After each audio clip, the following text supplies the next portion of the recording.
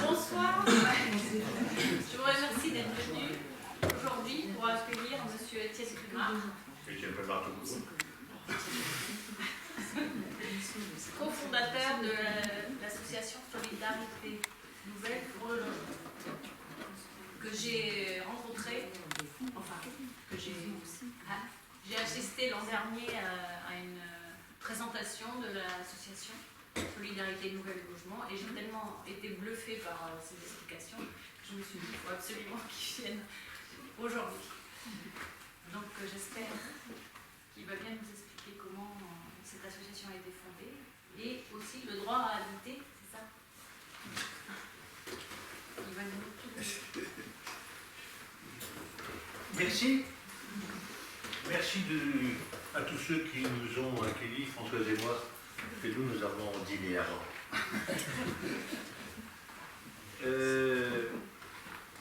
Oui, je vais être un peu solide pour commencer. Après, je raconterai des histoires, parce que vous commencerez à être un peu fatigué. Et surtout, je ne dirai pas tout, parce que j'ai énormément envie que vous me posiez des questions.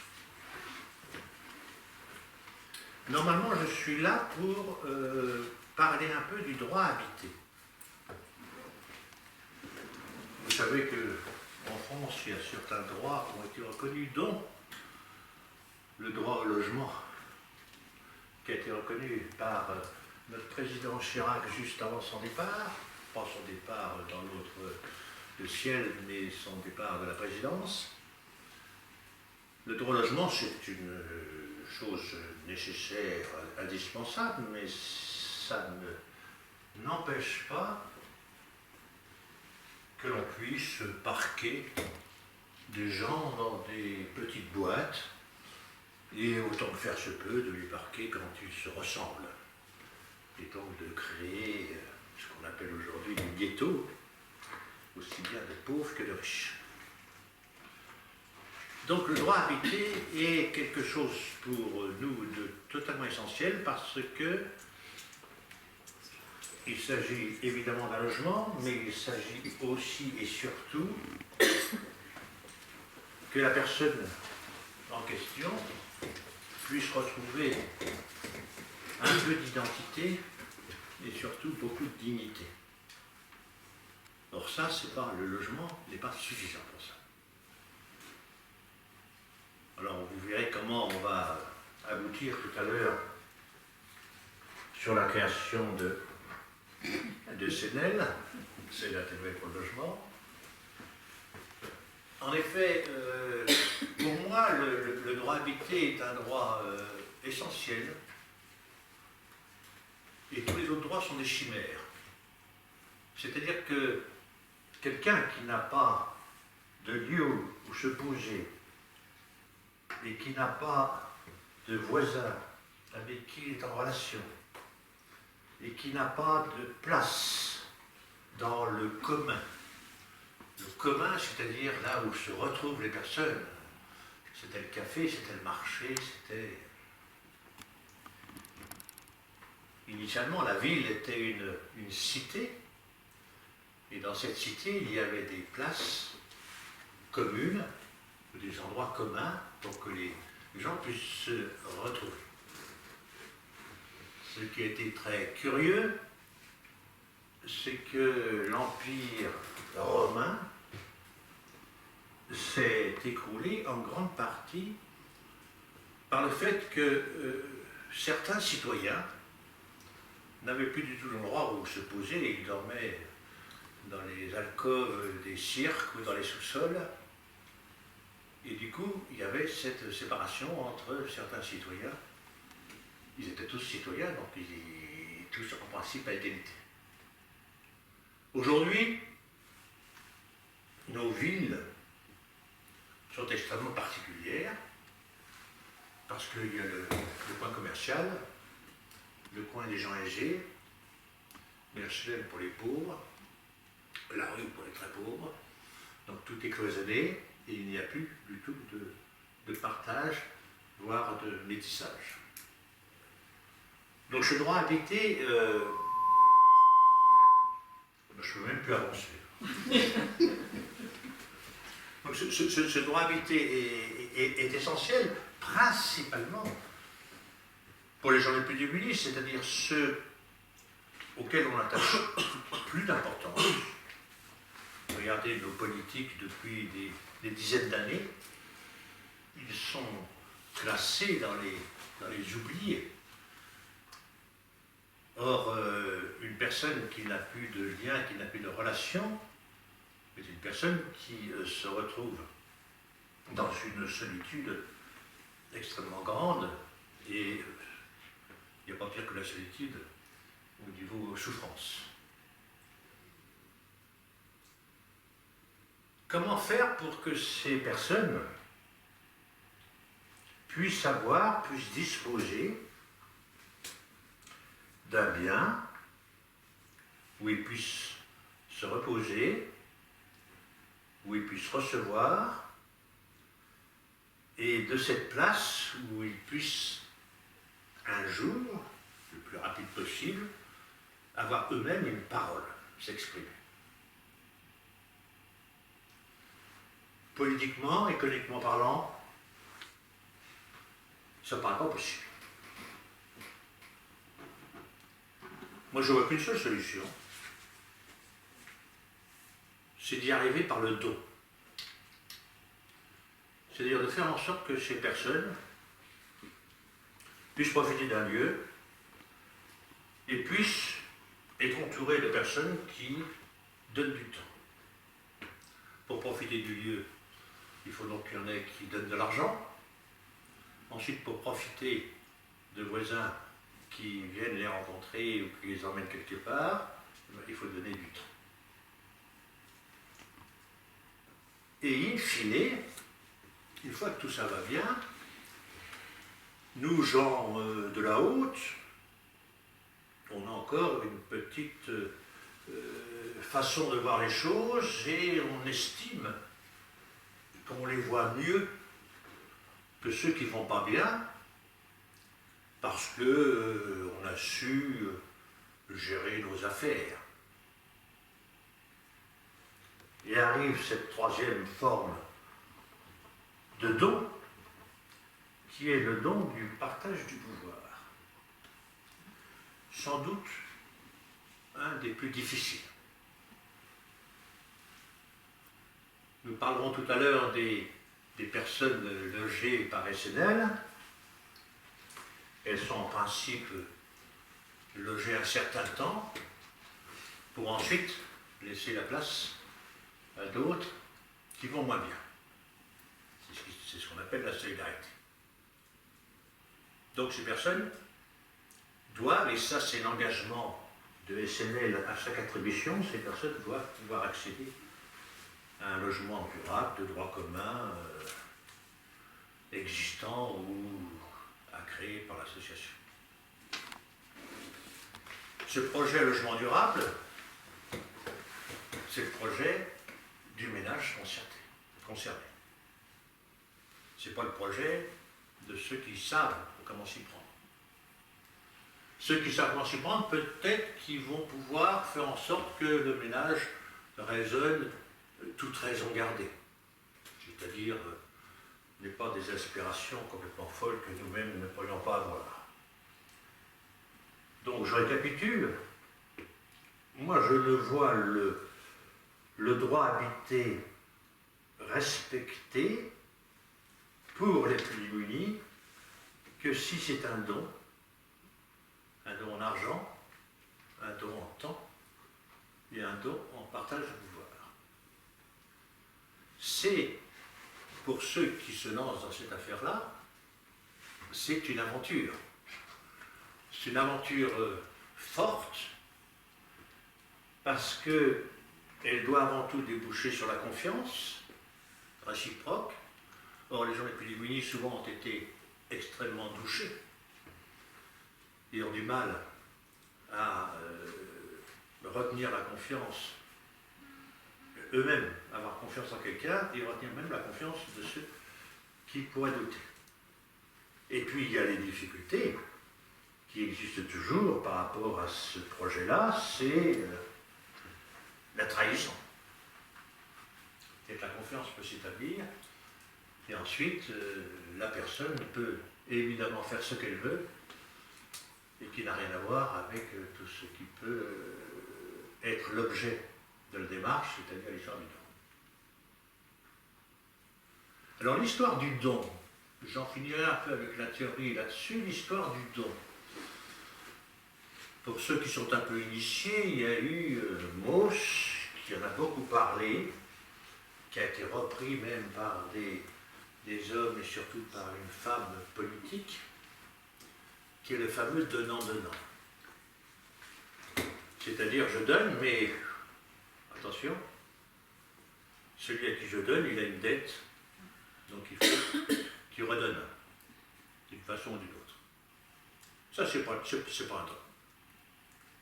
Je ne crois absolument pas à la théorie de Mauss.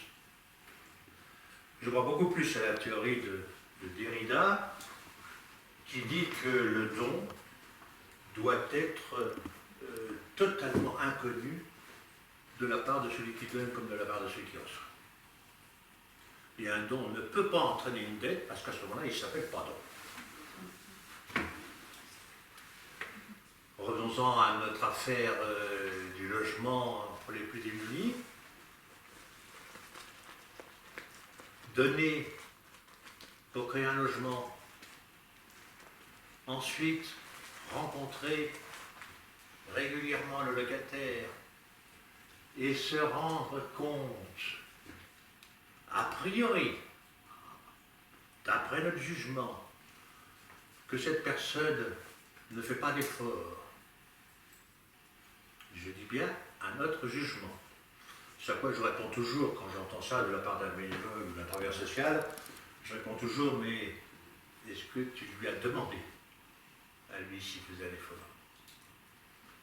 Peut-être qu'il en fait, peut-être qu'on ne perçoit rien du tout, parce que peut-être que ça monte, mais ça monte doucement, ou que ça ne montera jamais.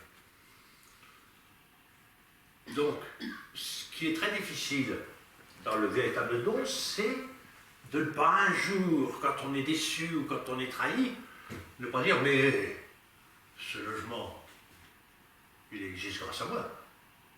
Non. Ça a été un don, il n'existe pas, il existe pour la personne elle-même, et pas du tout grâce à moi. Voilà un peu pour situer le droit habité. Venons-en aux origines des SNL. C'est assez bizarre.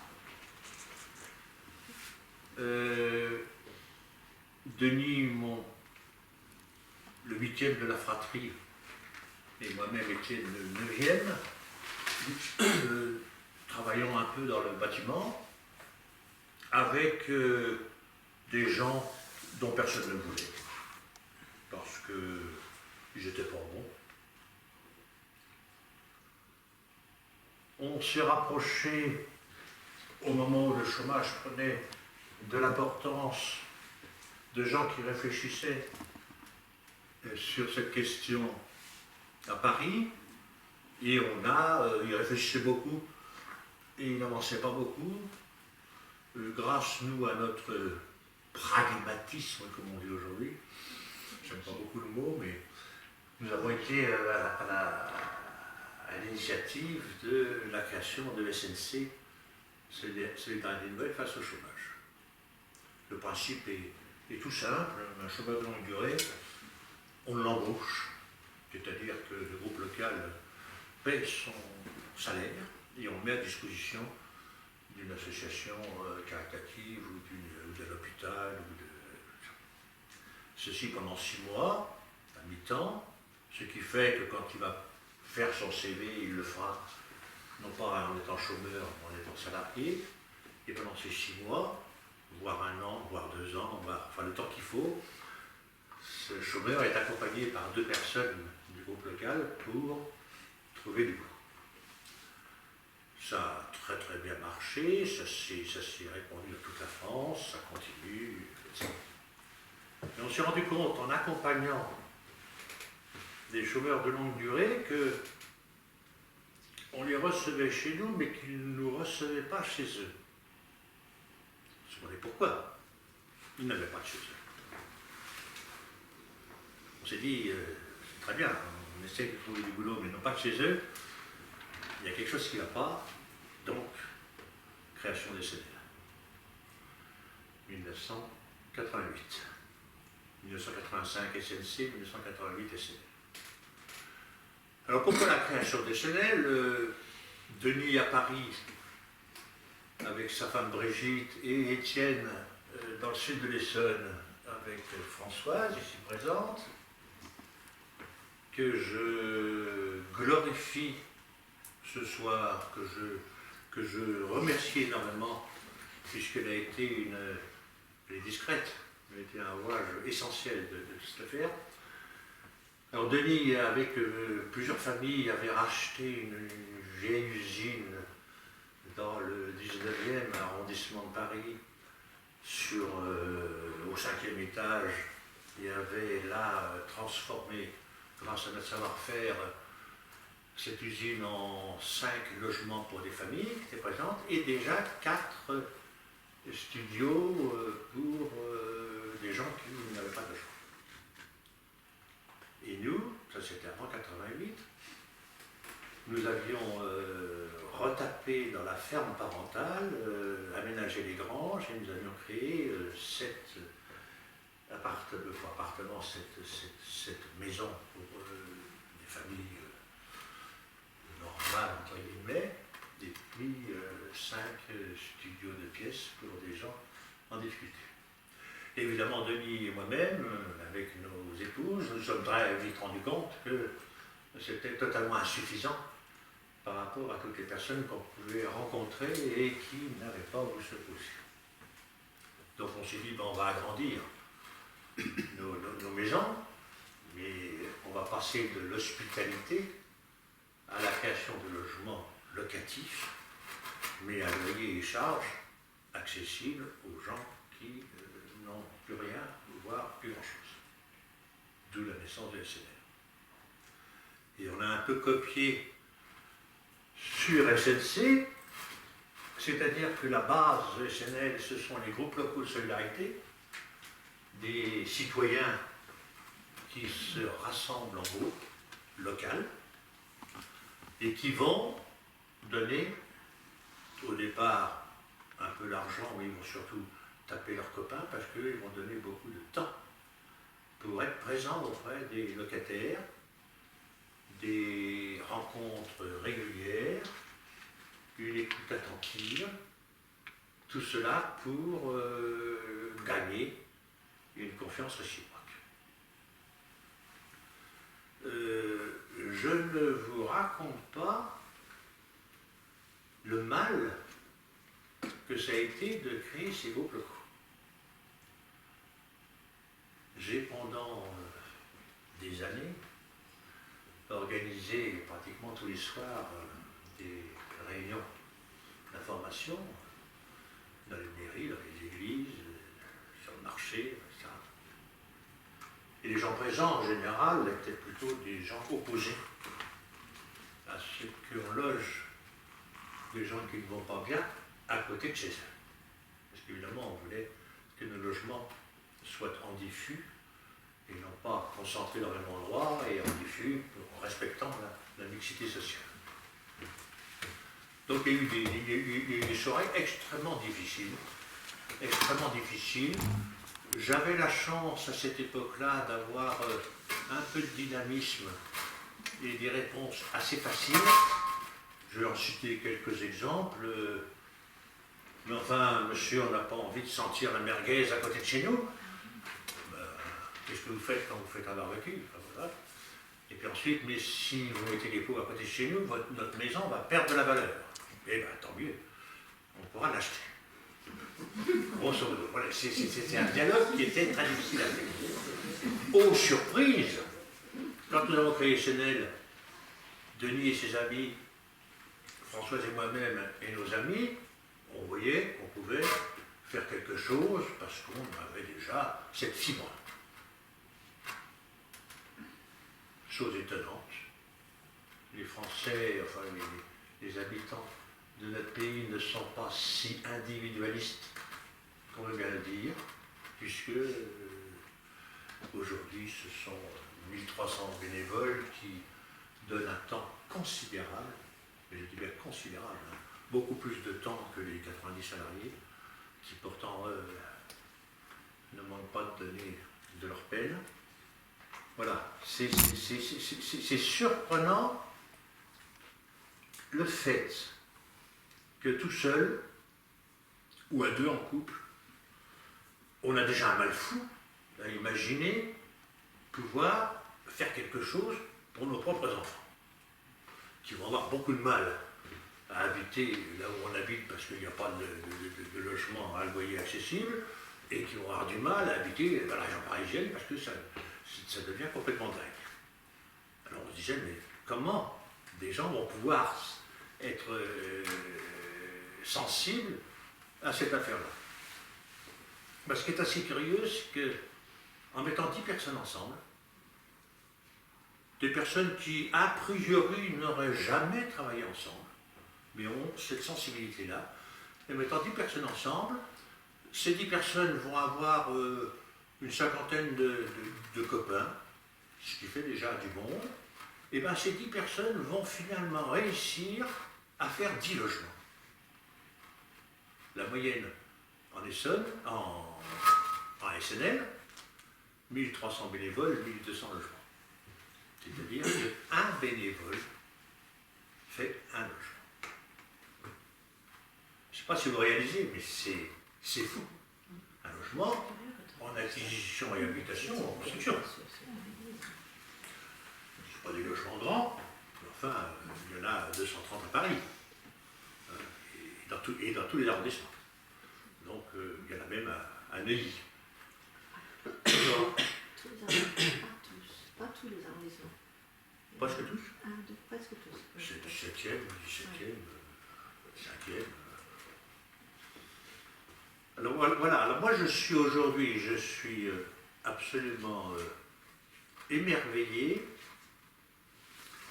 par la force que j'appelle la force des ententes. C'est-à-dire quand des gens se mettent ensemble, on dit qu'ils ont fait la force, mais c'est tout à fait ça, quand des gens se mettent ensemble, je ne sais pas, ils se stimulent, ils font des choses, mais... Alors c'est à Paris, hein, venons un peu maintenant sur les choses un peu plus concrètes, le fric. C'est énorme. L'argent, pardon. Non, mais du fric. Je dis fric parce que pour moi, ça a été curieux, depuis la création des SNL, depuis 30 ans, ça n'a jamais été pour moi la nerf de guerre. Le nez de la guerre, le nerf de la guerre. Ça n'a jamais été pour moi ça. J'ai jamais attaché d'importance à l'argent. Je me suis toujours dit, si ce qu'on fait est bien, si c'est reconnu, l'argent viendra. J'attachais beaucoup plus d'importance justement à cette disponibilité, à cette proximité entre gens différents. Même à l'intérieur des groupes locaux. Vous avez des bénévoles qui sont de toute race, excusez-moi, on dit plus ce mot-là, de toutes origines, qui sont de partout. Et ils travaillent ensemble et ils se réunissent tous les mois et ça. Et alors, quand on voit le métissage qu'il peut y avoir entre les bénévoles et les locataires, alors là, c'est un enrichissement extraordinaire.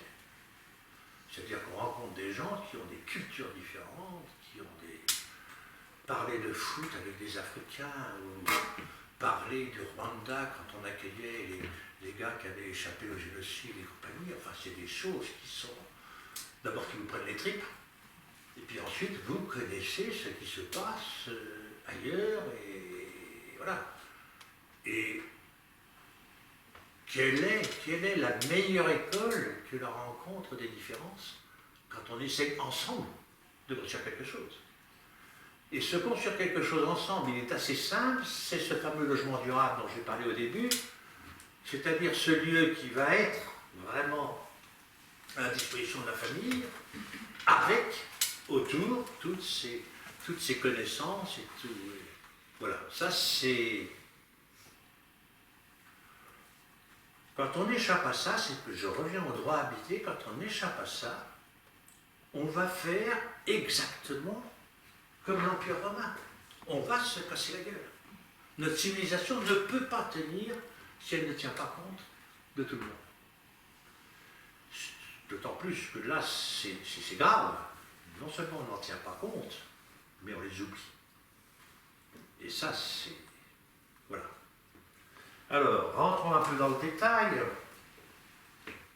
Au début, les premiers logements qu'on a achetés, uniquement avec... les premiers logements qu'on a achetés uniquement avec nos fonds propres. On était vraiment pas riches, donc il fallait beaucoup de gens. Alors, on a monté un petit truc tout bête, on s'est dit, tiens, puisqu'on ne va pas avoir l'argent qu'il faut pour acheter le premier logement, on va demander aux gens qu'on connaît qu'ils nous prêtent l'argent. Et ça, c'est formidable. Parce que les gens qui nous prêtent de l'argent, au bout de 7 ans, ils disent, oh, bah, tiens, finalement, on n'avait pas besoin, donc ils le donnent. Et c'est beaucoup plus gros que ce qu'ils auraient pu donner. Donc ça, c'était pas la chose. Et puis ensuite est arrivé 1990, c'est-à-dire très vite après notre démarrage, la fameuse loi Besson, qui disait que les associations comme les nôtres pouvaient bénéficier de subventions publiques. On s'est beaucoup tâté. Parce qu'on s'est dit, si l'État intervient dans nos affaires, on va être à sa botte. On va être à sa botte pour les attributions, pour le machin, et puis ensuite, qu'est-ce qu'on va devenir? On s'est beaucoup tâté. Et moi, j'ai passé mon temps à aller voir les ministres qui se sont succédés et les préfets des différents départements pour leur dire au niveau des attributions, c'est nous, c'est pas vous. Au niveau de l'argent que vous nous passez, c'est notre argent, c'est pas le vôtre, etc. Et ce qui est curieux, et j'en ai par contre, inspectez-nous quand vous voulez, pour voir si on ne fait pas notre petite affaire avec un petit pauvre dans notre coin. Et c'est curieux, ça a très très bien marché. J'ai l'impression que quand je vais mourir, il se peut que ça change. Ça a déjà changé dans certains autres départements, j'ai l'impression qu'il faut que ça change. N'empêche, nous sommes soutenus par l'État, nous sommes soutenus par la région Île-de-France, nous sommes soutenus par le conseil départemental de l'Essonne. Je dis bien de l'Essonne parce qu'il y a d'autres conseils départementaux qui ne soutiennent pas SNL dans d'autres départements. Et nous sommes soutenus parfois, souvent, de moins en moins, par les communes. Par les communes ou intercommunalités. Ensuite, nous sommes énormément soutenus aujourd'hui par l'épargne solidaire. L'épargne solidaire, c'est tout ce mouvement de l'économie sociale et solidaire qui se développe en France et qui met à notre disposition des sommes d'argent suffisamment importantes pour qu'on n'ait pas à emprunter à la Caisse des dépôts et de consignation. Ce qui fait une énorme différence, c'est-à-dire qu'au lieu d'avoir des prêts à 2,5% ou 2%, on aurait aujourd'hui moins cher en banque, mais les banques ne sont pas encore spécialisées là-dedans, et bien on a de l'argent à 0%. Donc ça change beaucoup, sur 32 ans d'exploitation, ça change beaucoup les choses. Et puis, on a les dons des particuliers, qui sont des dons petits à nos yeux quand il s'agit de logement, mais gros par rapport aux dons des autres associations. La moyenne du don chez nous est quand même 600 €, ce qui est pas rien. Et puis les dons des fondations, principalement la Fondation Abbé Pierre. Voilà au niveau argent pour les investissements.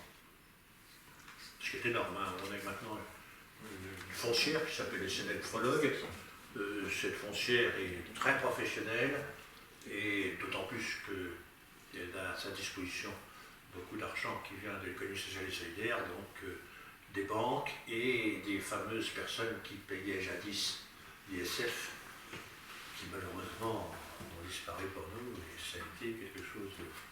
Alors il reste l'impôt sur la fortune immobilière, mais enfin c'est moins fréquent. Reste après le fonctionnement. Alors le fonctionnement, c'est une chose beaucoup plus difficile parce que nous avons affaire à des préfets d'un côté et à des conseils départementaux de l'autre.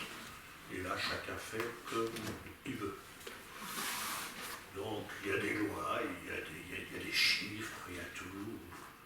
J'ai passé beaucoup de temps à la Défense, à la Grande Arche, pour essayer d'expliquer un peu comment on pouvait calculer un salaire ou comment on pouvait faire toutes ces choses-là. C'est inouï. C'est inouï, nos gens de l'administration, comme ils ne sont pas très doués. C'est inimaginable. D'expliquer des chiffres ici. Mais non, le salaire, c'est ça, c'est 42 000 €, c'est ça. Bon, ensuite, attention, il y a les charges, ensuite il y a le bureau, ensuite il y a la voiture, ensuite... Bon, bref. Donc on s'est beaucoup battu, j'ai très très bien travaillé avec un ministre qui pourtant n'y connaissait rien du tout, qui s'appelait Benoît Paris. Benoît Paris. Pourquoi est-ce que j'ai bien travaillé avec lui? Parce que sa première sortie, ça a été à SNL, à Paris. Il est venu, je l'ai reçu au mois d'août. Il m'a dit, je ne connais pas grand-chose, qu'est-ce que vous attendez? Ben, je lui ai dit, vous pourriez être mon fils, donc j'attends que vous appreniez très vite et je suis disponible. Et ça a très bien marché. Et c'est avec lui qu'on a pu faire de nouvelles lois, notamment sur l'accompagnement social lié au logement. Les lois existent, mais l'État ne met pas en pratique ce qui a été décidé à ce moment-là. Donc le fonctionnement est très très difficile. Aujourd'hui, toutes les associations SNL dans les différents départements sont en manque, notamment pour les travailleurs sociaux. Alors, c'est un peu inquiétant parce que on a du coup un travailleur social pour 33 ménages en moyenne. Il en faudrait un pour 25 maximum. Donc ça fatigue les gens ou alors le travail est moins bien fait. Donc ça c'est un souci. Voilà au niveau argent. Après il y a le niveau qui est un niveau qui pour moi a beaucoup d'importance, c'est la place des locataires. Normalement, on a des statuts un peu particuliers, sont acteurs dans les assemblées générales au niveau du vote, uniquement ceux qui donnent du temps à l'association, c'est-à-dire les bénévoles, et puis les locataires qui se défoncent un peu. Comment voir que le locataire donne du temps, non pas pour lui-même, mais pour uniquement faire un gâteau pour ses enfants, pour donner un peu, mais voilà. Donc ça, c'est assez difficile. Ceux qui donnent de l'argent n'ont pas de pouvoir de vote. Parce que dès le début, on a dit, c'est pas ça qui va nous motiver, c'est surtout le fait de travailler ensemble, voire de vivre ensemble. Là, on se casse un peu la figure. C'est-à-dire qu'il y a certains locataires qui ne souhaitent pas être accompagnés ni par des bénévoles ni par un travailleur social. On a des locataires qui font des trucs moches.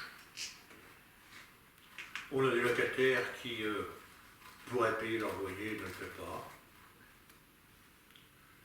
Et on a heureusement quelques locataires qui en sortant deviennent bénévoles dans les groupes locaux, voire sont élus aux différents conseils d'administration. Voilà, on a un peu toute la panoplie. Mais ce qui est très difficile avec les locataires, c'est qu'ils sont chez nous 2 ans et demi, 3 ans.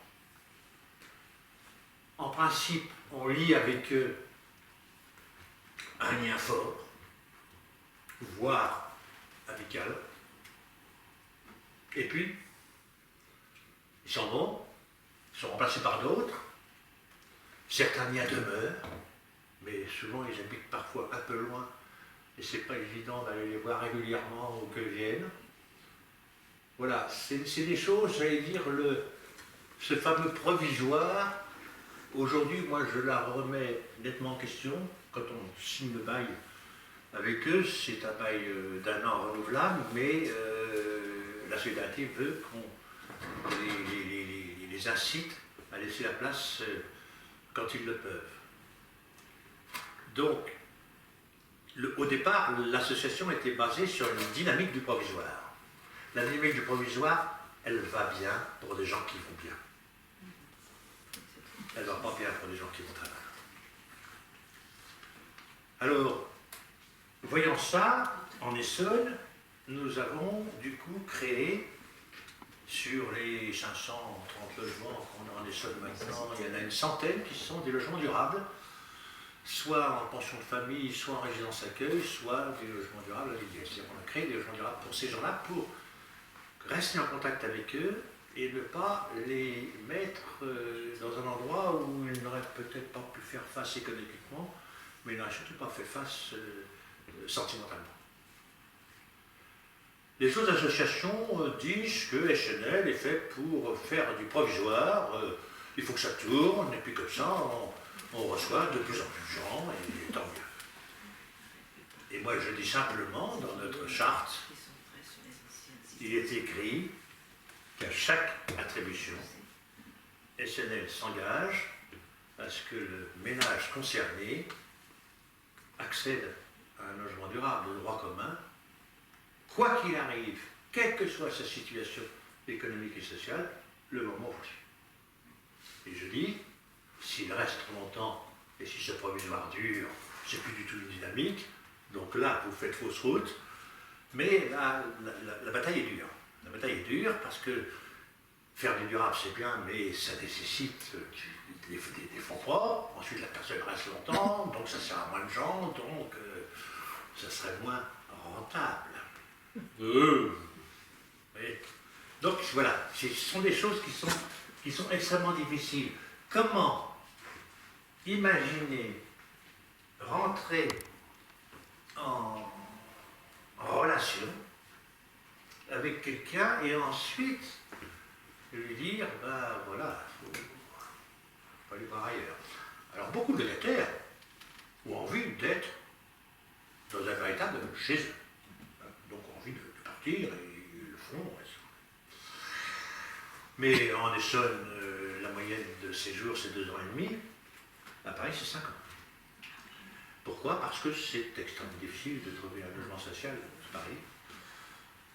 Donc moi je disais à Paris, ben, on va créer des logements durables en Essonne pour ce Paris, comme ça ils vont venir. Et puis, ça n'est pas encore dans la politique de Paris. Voilà, c'est pour vous donner un peu tous les aspects des choses. Alors après, il y a eu, j'allais dire, les 10 premières années 95-2005. Il y a eu des grosses difficultés d'entente entre les bénévoles et les travailleurs sociaux. Les travailleurs sociaux, eux, ont pour formation l'autonomie des personnes. Il faut qu'elles arrivent à se débrouiller par elles-mêmes, il ne faut pas qu'on les aide trop pour ça. La responsabilisation des personnes, c'est une bonne chose. Et tout ça régi par un principe qui est la déontologie. Les bénévoles, quand ils sont avec le locataire, ils se confient réciproquement. Là, vous rentrez dans des choses qui ne sont pas, que vous n'avez pas à savoir. Donc ça a été très difficile. C'était très difficile et il a fallu que je me batte beaucoup, et je le fais encore un peu, moi depuis 1 an. Chaque fois qu'un travailleur social est embauché, je le rencontre et je lui dis, ta recherche d'autonomie, tu la mets dans ta poche. Parce que toi la première, ou toi le premier, tu auras toujours besoin d'un logeur ou d'un maçon si tu construis ta maison. Tu auras toujours besoin d'un employeur et tu auras toujours besoin d'un amant ou d'une amante. Donc, autonomie relative. Alors on me dit, mais l'autonomie, c'est pas ça, c'est de savoir gérer son truc. Savoir gérer son truc quand on n'a rien, pas évident. Donc moi je préfère qu'on aille plutôt vers la responsabilisation petit à petit de la personne, à condition justement que l'on s'efface. Et tout ça, pourquoi? Dans le mot solidarité, il y a le mot responsabilisation, et il y a aussi le mot équité. Alors le mot équité, c'est pas le mot égalité. Mais c'est très difficile, hein. C'est comme fraternité et solidarité. Hein. Ce sont des choses qui se ressemblent énormément. Qu'est-ce que ça veut dire? L'équité entre moi, Bobo, enfin, je ne sais pas spécialement Bobo, entre moi, voilà, qui est-ce qu'il faut, toute petite retraite, hein. Misère, mais qui est-ce qu'il faut? Parce qu'il y a Françoise. Et puis l'autre qui n'a toujours pratiquement rien. Et voilà. Et moi, là, je dépasse les limites de mon intervention. Hein. Je dis et j'affirme que je ne peux être bien avec celui qui n'a rien que si petit à petit je me dépossède personnellement. Ça ne va pas très bien à Françoise, ça va très très bien aux enfants. On a 4 enfants qui sont entre 45 et 40 ou 49 et qui ont très bien compris cette histoire d'approche du lien avec un mot que moi j'aime et que d'autres n'aiment pas, qui est le pauvre. Le pauvre, pas forcément fric, hein, mais celui aussi qui n'a pas beaucoup d'ouverture a priori. Et ma persuasion personnelle, c'est que chaque personne rencontrée, quelle que soit sa situation, a une immense valeur. Pourquoi? Parce que elle est femme ou il est homme. Point. Suis-je un humaniste? J'en sais rien. Mais par contre, il est sûr que pour moi, l'homme, l'humain, a une importance considérable. Alors maintenant, ça y est, on est gagné par l'animal, on est gagné par les arbres, par les plantes. Tant mieux, on va dire, hein, tant mieux. Mais c'est vrai que je ne vois pas comment on peut vivre ensemble sur Terre sans respecter l'autre tel qu'il est. Excusez-moi d'avoir été un peu long.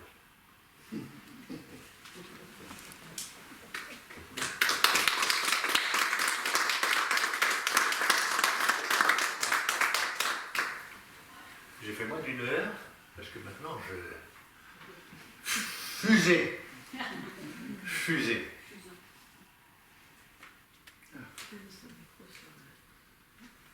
Juste pour éclairer un tout petit peu ce que j'ai dit à la fin, j'ai eu l'énorme chance, Denis et moi-même, ainsi que nos frères et sœurs, nous avons eu l'énorme chance de ne pas aller à l'école. Et pourquoi je dis ça? Parce que nous ne sommes jamais rentrés dans le domaine de la compétition, jamais dans le domaine de la comparaison. Toujours, nous avons été bercés, parce que nos parents l'ont fait avec leurs amis qui habitaient le petit village où on était, on a toujours été bercés dans l'hospitalité et la solidarité. Donc on n'a aucun mérite, c'est-à-dire que chez nous, c'est, je dirais presque totalement naturel, chez les neufs. Donc, et je me dis, que quand je vois tous ces groupes locaux se créer et tous ces gens se mettent en marche, je me dis, mais il suffit d'inviter ou de dire que c'est possible pour que ça marche. C'est-à-dire que ce qui peut paraître une utopie au départ est finalement quelque chose qui peut se vivre réellement à partir des ententes entre les hommes et les femmes.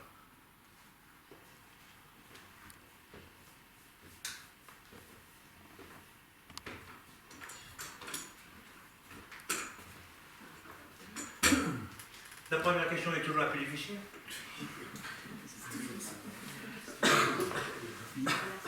Non, Souvent la plus bête. oui, je vous en prie. Je vais y aller parce qu'il faut. Non, il y a derrière. Vous êtes parti en retard. Excusez-moi. Le droit d'aînesse. Juste, quels sont vos rapports avec les politiques? Et deuxième question, quels sont vos rapports avec le DAL? Ah. Droit au logement. Le DAL défend le droit au logement, nous défendons le droit à habiter. On s'entend très bien avec le DAL, mais le DAL, c'est vraiment des logements pour les gens qui peuvent être des cases, des squats, des choses. C'est la différence principale. Jean-Baptiste Ayrault, moi je suis émerveillé par le dynamisme de ce type qui, dès qu'il y a une réunion au ministère, je l'ai dit assez souvent, il était toujours sous la fenêtre avec 3 SDF à manifester, quoi. C'est formidable ce qu'il fait. C'est complémentaire, mais c'est pas pareil. La première question, c'était quoi? Les politiques. Vos rapports avec le politique. Le politique ou la politique?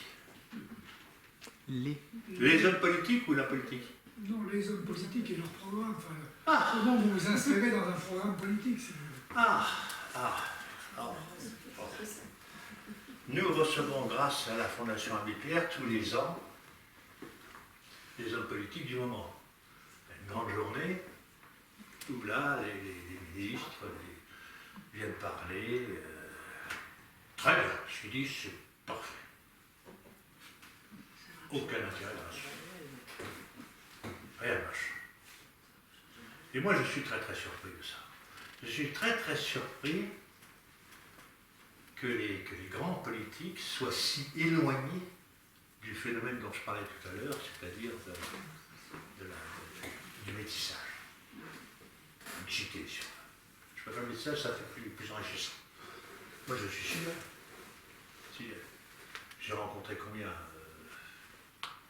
une quinzaine de ministres du logement.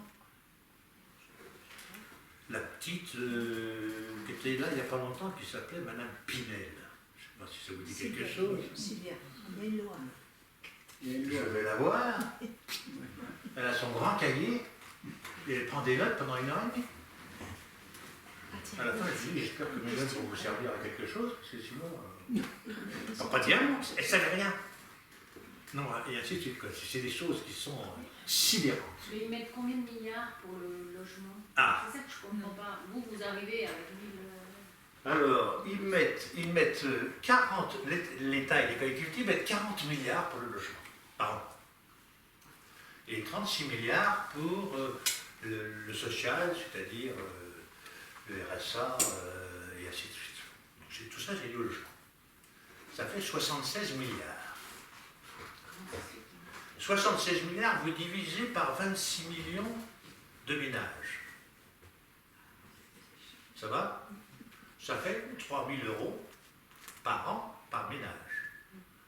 L'État donne 3 000 € par an par ménage, y compris les riches, en moyenne. L'amortissement d'un logement, c'est 50 ans. 3 000 multiplié par 50 égale 150 000. C'est le prix moyen de nos logements. Je vous parlais tout à l'heure de dons. Ce qui est fait par les pouvoirs publics correspond à un logement par ménage en France. Un ménage en France, c'est 2 personnes et demie, 45 mètres carrés en moyenne, dans la région parisienne. Plus grand, ailleurs. Voilà la politique du logement que l'on a.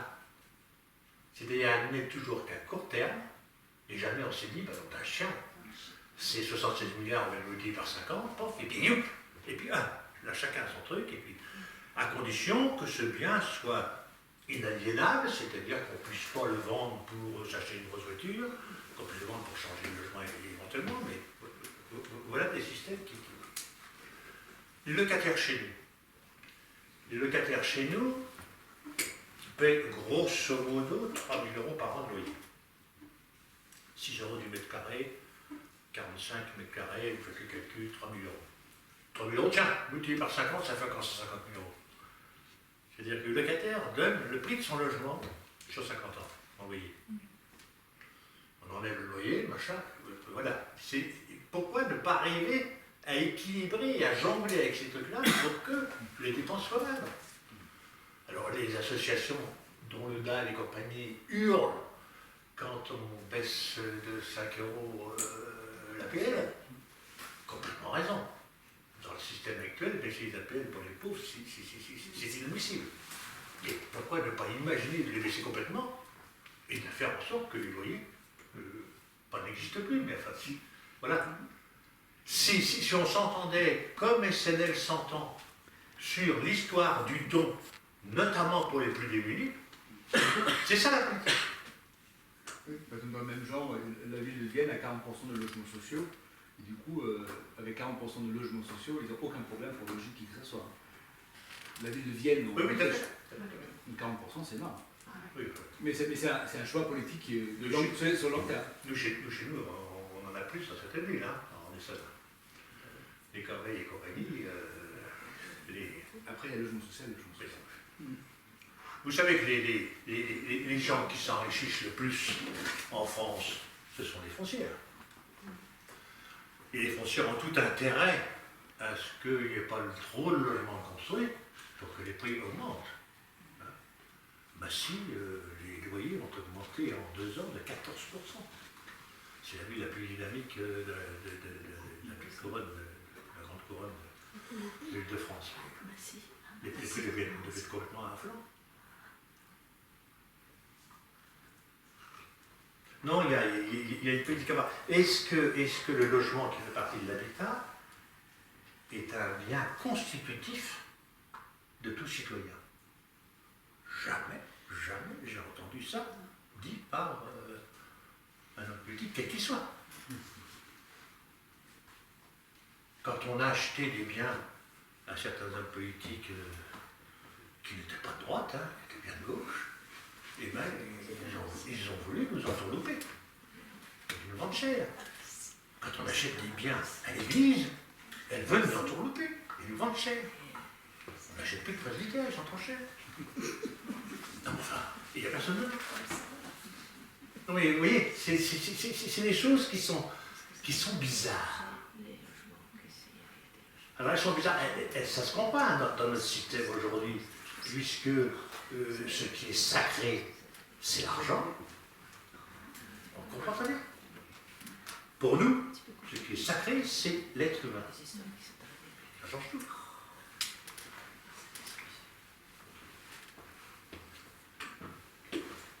Moi, je vais y aller.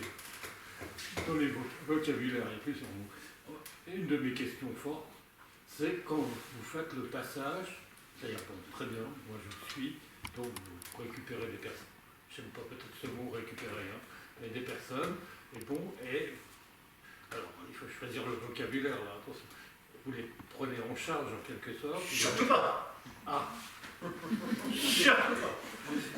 C'est pour ça qu'on ne fait plus de hospitalité. Voilà. On loue.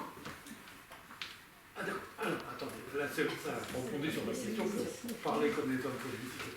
Je rebondis. Et donc, bon, il faut qu'ils payent, vous louez. Donc il faut un emploi. Il y a un mot que vous n'employez pas beaucoup. C'est-à-dire comment ces gens-là ont. Peut-être que j'ai mal entendu.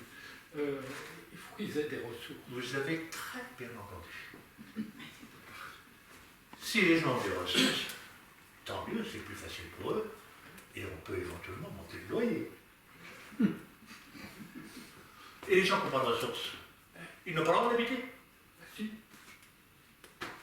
Écoutez, chez nous, on a des gens qui sont logés et qui n'ont aucune ressource, parce qu'ils ont moins de 18 ans ou moins de 21 ans, moins de 25 ans pour les RSA. Ils n'ont aucune ressource. C'est la carte qui paie le loyer. Oui. Alors la carte ne paie pas, elle paie le loyer, mais elle ne paie pas les charges. Le forfait charge est très faible. Nous avons obtenu, grâce à la pertinence et au travail acharné de votre serviteur, que pour ces gens-là, le forfait carte soit doublé. Donc c'est pas passé, le décret est passé, la CAF est incapable de faire marcher ses ordinateurs pour que ça roule. Point. Déjà, l'ordinateur, la CAF, c'est toujours là. Non, ça ne marche pas. Il n'y a pas de... Donc, moi, mon souci, c'est pas de loger ceux qui ont de l'argent, c'est de loger ceux qui n'ont rien. Il faut que ce soit possible. C'est pour ça qu'au départ, j'ai parlé de dons. Non, le loyer, il est très faible, mais on est là en France. La chance inouïe, c'est que si nos loyers sont faibles, ils sont couverts par ceux qui n'ont rien, par l'APL, le logement. Pour les charges, on fait du BBC, du HQE, du machin chouette, c'est-à-dire qu'on fait extrêmement attention à la réhabilitation ou à la construction pour la consommation d'énergie, pour etc., et pour que les charges soient le moins cher possible. On n'a pas de femme de ménage, on n'a pas de ça, c'est les locataires qui font le ménage, qui savent couper tout ça, donc on n'a pas de frais, on n'a pas d'ascenseur, on n'a pas de... C'est eux qui tournent le gazon, en principe. Souvent, ce sont les bénévoles qui font aussi, mais enfin voilà. Le principe qui est dans notre charte, c'est la stricte économie, mais pas dans la carnote au niveau logement. On fait des logements où nous tous, nous avons envie d'habiter. Parce qu'ils sont bien placés, en centre-ville, il n'y a pas à l'orée du bois. C'est parce qu'ils sont chouettes. Je vais juste finir. Beaucoup de bénévoles se disent mais SNL se limite au logement, c'est pas une bonne chose, il faut attaquer la scolarisation, il faut attaquer le travail, il faut attaquer la santé. Moi, mon souhait, c'est de ne pas enfermer les locataires à SNL. C'est de leur proposer un logement et ensuite de les aider à sortir vers les gens qui s'occupent du travail, vers les gens qui s'occupent de la santé, vers les gens qui s'occupent de ça. Et nous, de faire un partenariat étroit pour que ça puisse fonctionner. Et il y a des groupes locaux qui ont un partenariat formidable, il est plus efficace, il y a moins de bénévoles, mais voilà, c'est bien, c'est très bien ce que je fais. Je suis dans l'incapacité. Nos conseils d'administration, nos présidents se disent, on est idiot, pourquoi est-ce qu'on ne fusionne pas? Personnellement, je suis dans l'incapacité de travailler avec quelqu'un qui a cette mentalité-là. Parce que je suis taré moi-même, parce que je suis limité. Voilà. Et c'est vrai que ça peut peut-être, c'est pour ça que je suis en train de me tirer maintenant vite fait bien fait pour laisser les hommes modernes faire peut-être un peu plus ce qu'il faut. Mais je ne suis pas sans crainte. Oui, il faut faire attention parce que ça peut. C'est clair que du moment où on va trop loin dans ce sens-là, le moyen peut devenir la fin. Intéressant le gars là.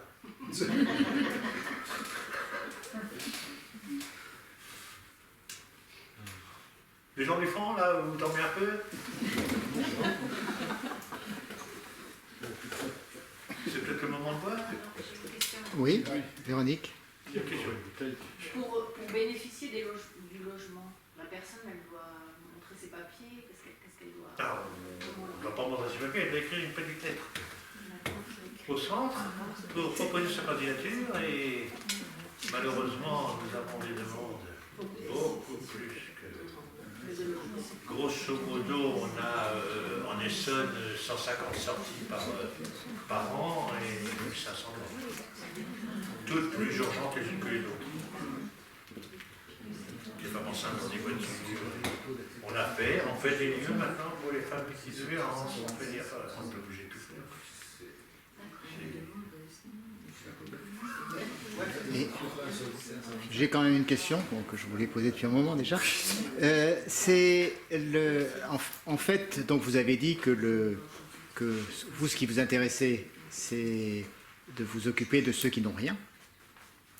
La question, c'est que depuis 88, vous avez aidé beaucoup de gens.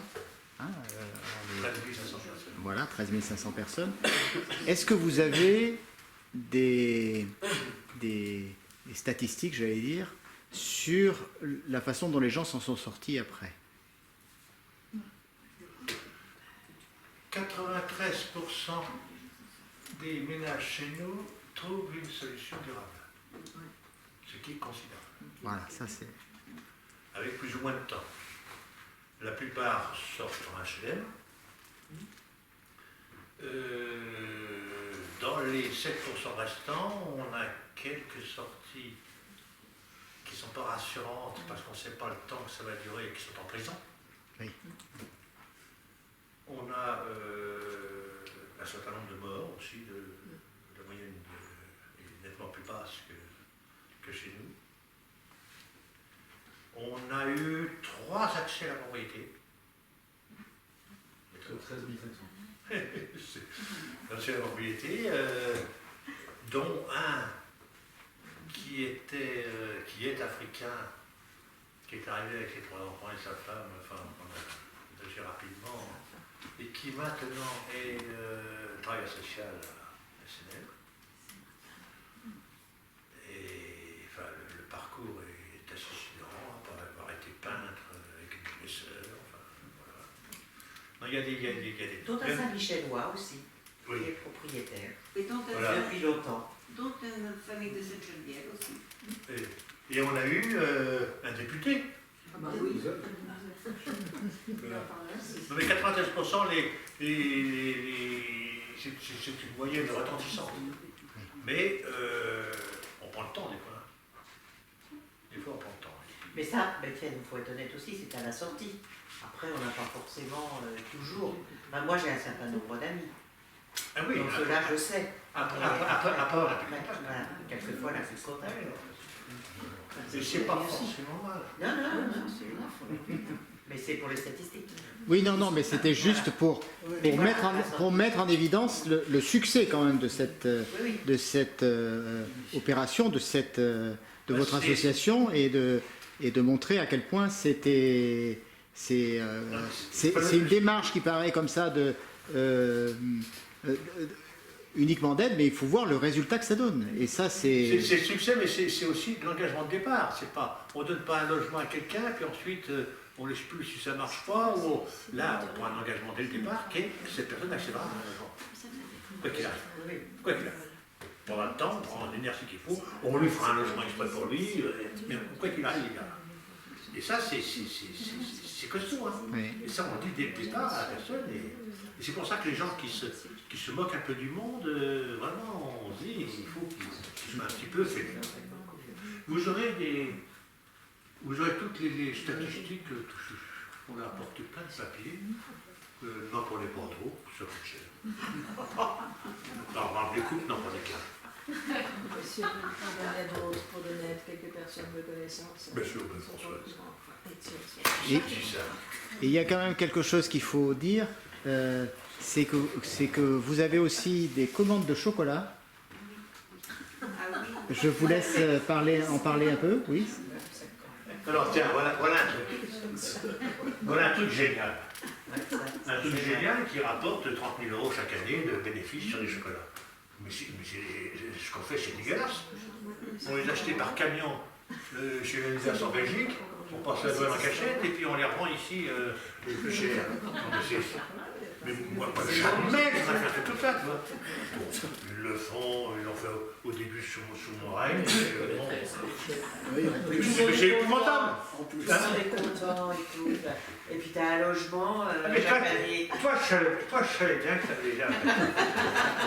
Non, mais je voulais dire ça, que vous avez la possibilité de les commander là, voilà. Ici. Et alors par contre, pour le retour, c'est un petit peu plus compliqué. Non, tu vas aller chercher à Marolles. Non, c'est pas ça. Mais pour le retour des bonnes commandes, si vous les passez pas aujourd'hui, il y a les coordonnées L'adresse mail, oui. téléphoniques sur les bonnes commandes. Ah, Donc vous nous passez commande, vous nous téléphonez. Sinon, à la PES. Tout le monde sait où se trouve la PES. C'est plus le commerce. Non, la PES. Tout le monde sait où est la PES, là, rue Berlioz. Je vous fais remarquer, Juste à côté là. Que vous deviez obligatoirement donner de l'argent en sortant. J'ai rien dit là-dessus. Et regardez la dame. Non, c'est moi qui l'ai dit. Ah, merci. Et je ne suis pas du tout dans l'association, donc je le fais à titre totalement Tu n'es pas dans désintéressé. l'association. Mais qu'est-ce que t'attends?